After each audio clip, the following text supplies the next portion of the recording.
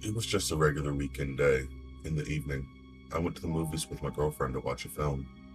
It was some lame horror, but it was the last thing playing, so we went. We were the only two people in the theater for the entire screening. When we got out, I really had to use the bathroom. Too much soda during the movie. My girlfriend said she didn't need to go and would wait outside, right by the restroom entrance. The restroom was pretty standard, urinals and stalls. I never liked using urinals, so I went to one of the stalls to relieve myself. Only a moment passed before someone else came in. I was a little surprised. Who could it be? The whole theater seemed to be deserted. Still, when I finished what I was doing, not thinking much of it, another person entered the stall next to mine. The stalls were the kind with the open bottom so you could see if the person was really inside. That's when I got my second shock. A leg sticking out from the neighboring stall, positioned like the person was standing, facing the wall between us. His legs were filthy. He had no shoes on. His toenails were long and yellow. Horrified, I barked out, "What the hell are you doing?" No answer. I tried to finish up as fast as I could. The whole situation was creeping me out. That's when I heard the man's voice, familiar somehow, though I couldn't place it. He just said, "Finally, it's over." And that's when panic completely took over. I zipped and stormed out of the stall, ready to punch whoever was out there. But to my shock, the stall next to mine was empty. Completely empty. There wasn't a soul in the restroom besides me. That freaked me out even more. I washed my hands quickly, splashed cold water in my face, hoping to pull myself together. Everything looked normal. I hurried to get back to my girlfriend. But then the next surprise came. I couldn't get out of the restroom. I opened the door and walked out, only to find myself in another restroom. Identical. Same urinal, same stall, same sinks. I froze, confused. Maybe I'd walked through two doors without realizing it. I went through another. Same thing again. Identical bathroom. Something's wrong, I thought, and turned back and tried to go out a different way. Same again. A restroom. I passed through 3 or 4 doors, no change. That's when the real panic set in. "What now?" I muttered. Pulled out my phone. I think I'm crazy, but I'll call for help. No signal, no bars, nothing. Total panic. I started running. I didn't even know where to. I just ran, slamming doors open left and right, but every time, just the same. Another bathroom. I don't know how far I went or how many bathrooms I passed through. I just kept walking, walking, walking, till my legs gave out. I had no idea how long I'd been there.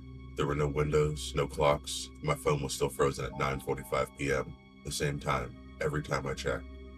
It felt like forever. The rooms were all the same, each one opening into the next, leading nowhere. Eventually, exhausted, I collapsed. I opened another door, and yet saw another restroom. No matter how disgusting the floor was, lying down felt weirdly comforting. I fell asleep right there, sprawled across the tiles. I don't know how much time passed before I woke up. My phone had finally died, so I couldn't even see the usual 9:45 anymore. But my cracked lips and gnawing hunger told me that one thing was for sure. I'd be trapped in this nightmare for a while. The hopelessness I felt to wake up still on the bathroom floor. I knew I couldn't just stay there. I had to get out, somehow, even if the door wouldn't let me. My first plan was to find water. That didn't take long to figure out, given I was in a bathroom with at least 6 sinks. And sure enough, water flowed. Ice cold, fresh water. Even warm if I turned the handle the right way. That felt like a half victory already. From all the survival documentaries I obsessively watched, I knew a person couldn't live more than 3 days without water. Now I could only hope I wouldn't be stuck here long enough to start worrying about food. Since I now had a water source, I figured I should search the room properly. Maybe I'd find something useful. I checked all the sinks and pipes underneath. I even managed to disassemble one. Water still poured out of it, but there was nothing of interest. Not even a speck of dust. So I figured I'd check out each stall one by one, just in case. But, again, nothing. Every toilet was spotless. A couple rolls of toilet paper, that's all. Until I got to the last stall. There, on the wall beside the toilet, I spotted a vent. It wasn't big, just wide enough to maybe fit my arm through. But it had a grate, screwed in at the 4 corners. I started looking for something to remove it with. That's when I remembered my keychain. My girlfriend had once given me a tiny Swiss Army knife that I could attach to it. It had a tiny screwdriver head. It sort of fit the screws, good enough. I got to work.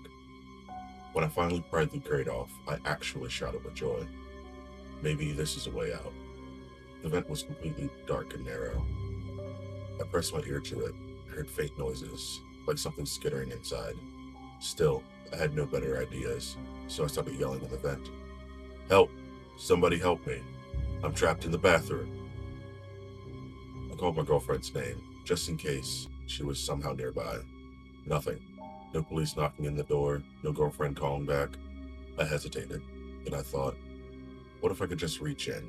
Maybe there's something in there. Anything. Something to push this nightmare forward. So I rolled up my sleeve, shoved my arm into the dark opening. No hesitation.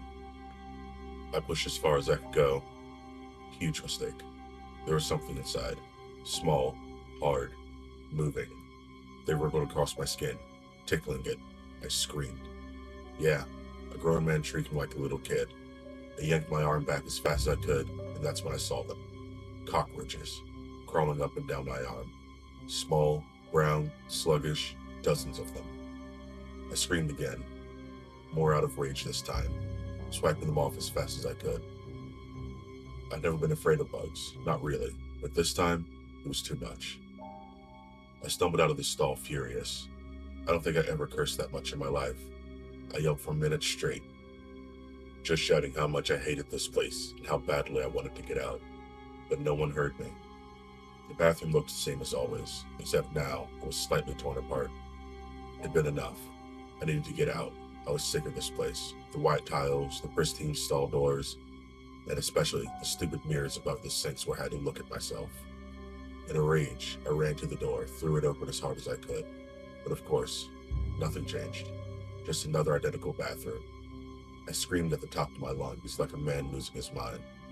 I sat there on the bathroom floor, staring blankly ahead to my right. I propped open the exit door with some trash can and saw behind it was just another bathroom. I did the same thing to the door to my left. Same view. Identical restroom stretching in both directions. Not a single difference. I considered bracing open more doors in each direction, but honestly, I didn't have the energy anymore. And now, I had a new problem anyway. Hunger. Deep, clawing, maddening hunger.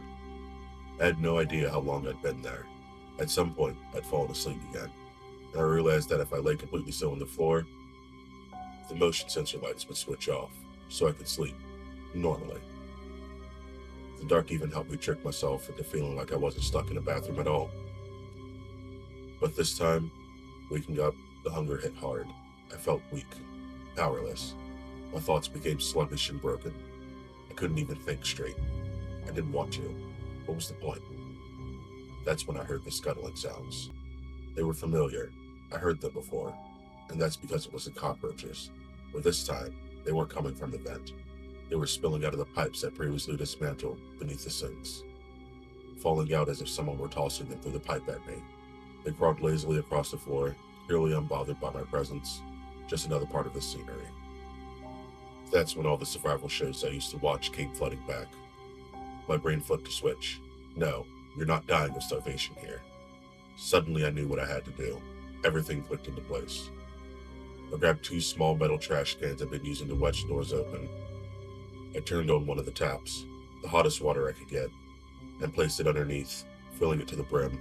It didn't boil, but it steamed, and it felt hot enough. I placed the other can beneath the broken pipe, and the cockroaches immediately began falling in. They didn't even try to escape. It was like they were waiting for it. My next brilliant idea? Gut them. I mean, you don't just eat any part of an animal, right? Probably goes the same for bugs. So I pulled out my tiny Swiss Army knife, once again proven to be incredibly useful, and started butchering them, one by one. I sliced off anything that didn't look edible, anything too hard, anything that seemed like armor or shell. What was left were soft, pale, fleshy little chunks that looked like, I don't know, chicken. I told myself it might taste like chicken too, and forced myself not to think about the guts running down my hand or the rotting smell they gave off. I just dropped the little edible bits into the hot water, one by one, hoping the bath would make them feel cleaner, easier to swallow. Soon, 40 or 50 bits of cockroach meat floated to the top of the steaming can. And I'll admit something, I was proud of myself. I felt like a proper survivor, not lost in the Amazon rainforest, no. just lost in an endless public restroom. And now came the hard part, actually eating them.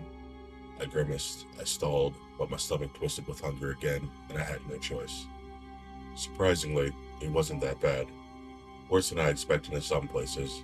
Better mostly, where I had to clean them well enough. I spit those parts out, but the rest, I got it down. I couldn't believe I was sitting on the bathroom floor, eating half-cooked cockroach meat like soup. But I felt full, kind of. Enough to think clearly again. Back to the real goal, getting out of here. Maybe I missed something. A clue, a crack, something. So I got going, one bathroom after another, trying to spot even the tiniest difference. I don't know how long that lasted. At some point I fell asleep again, just from exhaustion. But I did learn some things. Every room is the same. Every sink, stall, every mirror, exactly the same. Except, they're not in a loop. I'm not walking in circles. These rooms open into each other, forward, not backward. I tested it. Marked the stall, walked through a few bathrooms, came back, the mark was still there. So I am moving, just not toward anything I understand. Also, water's always available, cockroaches too. So like it or not, I've got food and water covered. As far as survival goes, I'm fine. Well, sort of, I mean. Cockroach meat isn't exactly good for digestion, but it was either that or starve. After waking from what I think was my second nap, I made a decision. Judging by my stubble, I'd been here for 4 or 5 days already, and I still hadn't found an exit. That's when I decided to go as far as I physically could. I didn't even know how the idea hit me, but I counted 4 stalls, 5 urinals per room. I multiplied them, 20, so from then on, I'd make my move forward 20 bathrooms at a time. After each 20, I'd stop, make dinner, if you can call it that, drink, rest, and check to see if anything had changed. That's what I did, marching forward, clinging to the absurd little math system, hoping that it would lead me out of this place. I found nothing. No change, no clue, no exit.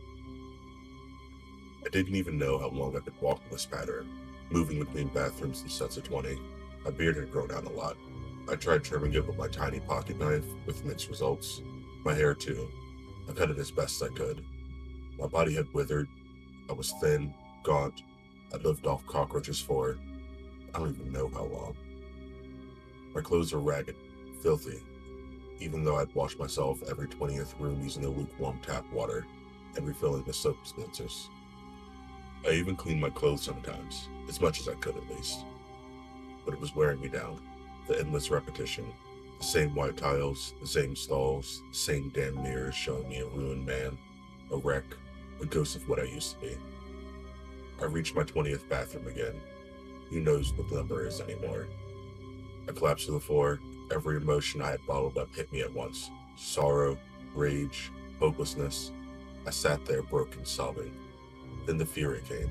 I stood up as best I could and went berserk.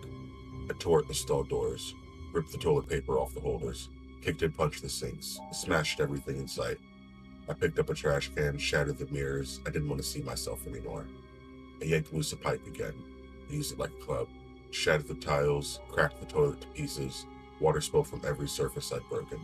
The stalls were hanging half off their hinges. I sat there panting, tripping a shattered man in a shattered room. Then I heard something. A sound. Not a rustle of the cockroaches. No, this was different. Louder. Something bigger. I followed it. It came from the shattered toilet. From the pipe. Scratching. Clawing. I grabbed the pipe and I smashed the porcelain even more until I found the sewage drain. The sound was louder now. When I looked in, nothing. No point in being cautious anymore. I reached in, and something bit me. A flash of pain. I yanked my hand out. A medium-sized rat was dangling off my finger, gnawing furiously. I screamed and flung it against the wall. The skull burst like rotten fruit against the tiles. I stood there, hand bleeding, blood mixing with the leaking water and the rat's smashed body. What happened after that, I won't describe, even if I wanted to. I don't think I could. My mind broke in ways I don't want anyone else to understand. Sometimes I'm aware of myself. Sometimes I feel like someone else is in control. I stopped washing, stopped trimming anything, started eating rats, stopped cleaning the cockroaches. My bitten finger got infected, badly. So half conscious, I bent down and sawed it off with my knife. I wrapped the stump in toilet paper and kept it as clean as I could. How long I had been here? Months? Years? I looked like a homeless man. Maybe worse. I don't care. I didn't know I was doing it anymore. And then, something different happened. I walked into a new bathroom, and in one of the stalls was locked. I froze, stared at it. Was this real? A hallucination? Wearing my filthy clothes, barefoot, I stumbled towards it. I didn't touch it. I didn't say anything. Instead, I entered the stall next to it. I stood between the locked wall and mine and rested my forehead against the wall. Then I heard it. A voice, familiar, a man's voice. Angry, confused, but unmistakably familiar. And I smiled, because I knew this moment. I had been here before. I had lived this already. And in a dry, cracked voice I whispered, "Finally, it's over."